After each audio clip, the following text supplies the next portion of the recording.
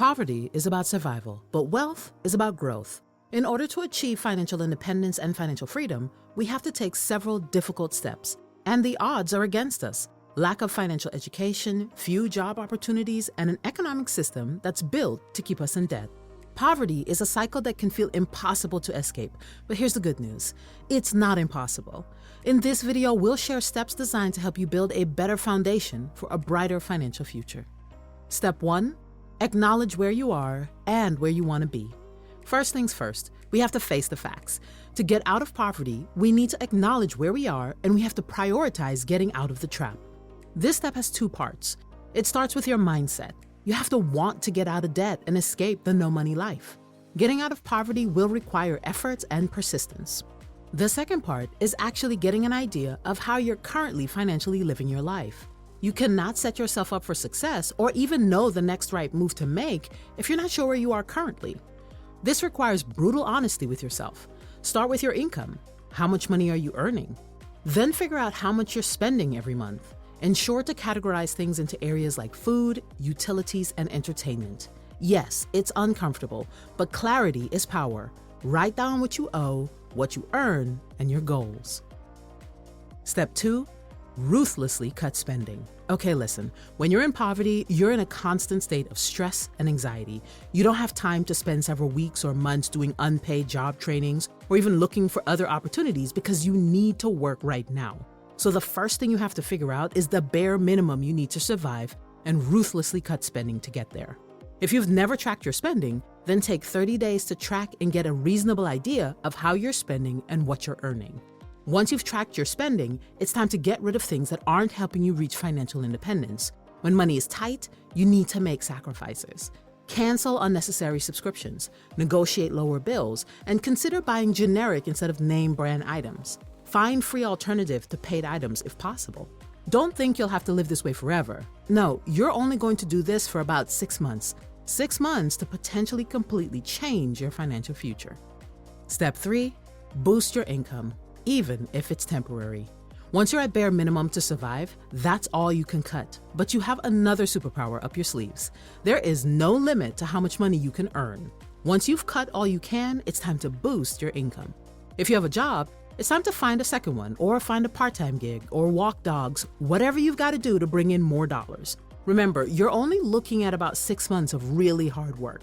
When building wealth, we're taught to allow our money to make us more money, but when you're in this stage of getting out of poverty, you are the fundamental factor in making money. You have to do everything you can to make more. Step 4. Save 1 month of essential money. This might sound counterintuitive when you're in debt, but having even a small emergency fund can prevent you from falling deeper into poverty, relying on payday loans and credit cards to get you through. And since you did the moves in step 1 and 2 to figure out what you need to live on for a month, you know the number you need to save. The thing about emergencies is that they all happen. We just don't know when they'll happen. So we have to put ourselves in the best position possible to help us mitigate these.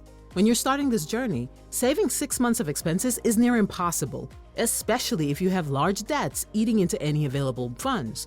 So work as hard and as quickly as possible to save up 1 month of your essentials. Look around your home and find anything and everything that can be sold. Get that part-time job or freelance gig to help you make those dollars. You are in a race to get this saved up as soon as you can. Remember when I said living in poverty has you stressed and anxious? Well, getting an emergency fund in place is the first step to helping you decrease those agitated emotional states. Step 5. Attack debt with a plan. Debt is like a heavy backpack. You'll move faster once it's gone. Hopefully, you found a way to make more money or rerouting dollars from cutting expenses. Now you want to prioritize getting out of debt, especially high interest debt.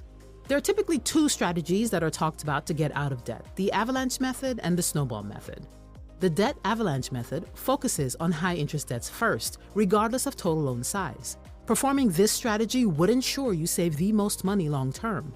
The debt snowball method focuses on paying off your smallest debts first, regardless of interest rate. This provides quick wins and could psychologically help you keep the momentum of paying off your debt in the long run. Whichever method you choose, consistency is key. Everything that you earn that doesn't go to your bare minimum survival numbers should go toward getting you out from under debt. You have to realize that every day you have debt, you owe more and more money. The only way to fix this problem is to get out of it completely. Step 6, build your credit.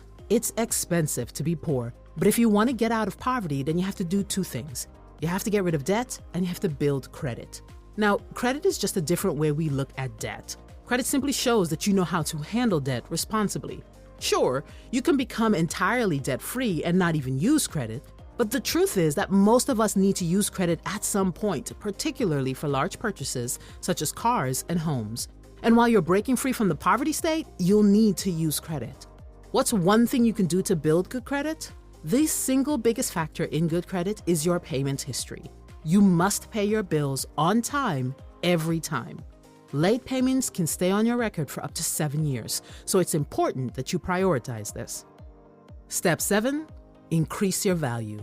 Okay, so you're 6 months in at this point, and hopefully your view is a little better than it was 6 months before. You've tracked your money and are living as frugally as possible. You've got 1 month of your expenses saved up, you're working as much as you possibly can and throwing all available funds towards your debts.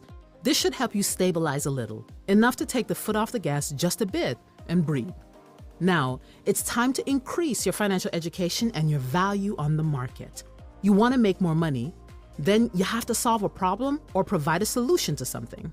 Think about it. Car making a funny noise? Well, you head to the mechanic. Toilet is plugged? You call the plumber. Want to share pictures of your latest vacation with everyone? You log into Instagram. Wealth is built on how much value you provide. So it's time to start building and expanding your skill set if you want to truly get out of poverty and into the middle class. It's the best time in history to do this practically free. You can find resources at your local library or on YouTube or even podcasts. There are so many options out there. You can learn how to restore old photos or edit videos or even manage social media profiles for businesses. The ideas and opportunities are endless. Just remember, there are no get-rich-quick schemes, so don't fall for anything promising quick returns with no work. Breaking free from poverty and debt is tough, but it is possible. These 7 steps aren't magic. They're just practical tools that require effort, discipline, and a belief that you can change. Where you are today doesn't define where you can be tomorrow. Start small, stay consistent, and give yourself a little grace along the journey. Thanks so much for watching. If you learned something new today, share the video with a friend. Don't forget to like and subscribe, and we'll see you in the next one.